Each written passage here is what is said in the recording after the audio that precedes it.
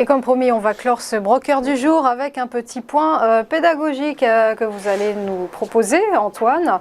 Et là, on va revenir sur la notion de consensus. Alors, comment ça fonctionne la notion de consensus et les prix des analystes sur la plateforme eToro? Oui, alors effectivement, eToro, nous avons racheté il y a quelques années une société qui s'appelle TipRanks, une société américaine, qui fait un classement des analystes et fait des recommandations en se basant sur ces consensus et objectifs d'analyse. Donc en fait, c'est sur toutes les sociétés américaines.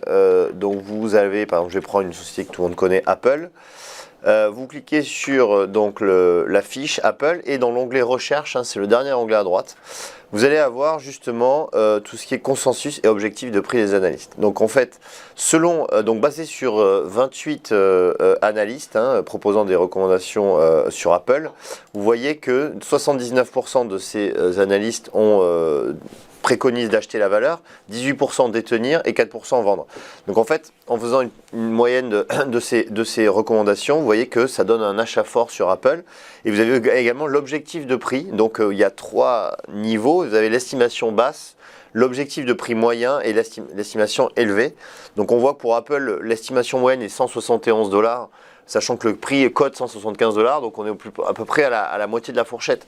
C'est intéressant pour des valeurs qui sont très sous-valorisées. Je pense par exemple à Peloton.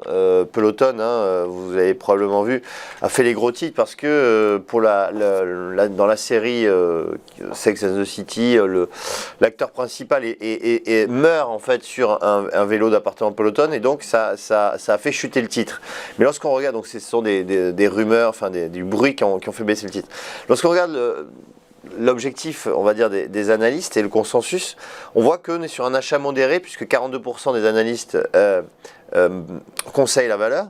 Mais lorsqu'on est sur l'objectif de prix, on voit que l'estimation faible ici est à 45 $, sachant que le titre cote 41,34 $. Donc on peut estimer qu'on est quand même sous-valorisé par rapport déjà à l'objectif de prix moyen, puisqu'il est de 75,83 $, mais on est encore sous l'estimation faible. Donc en fait, ça peut donner une indication.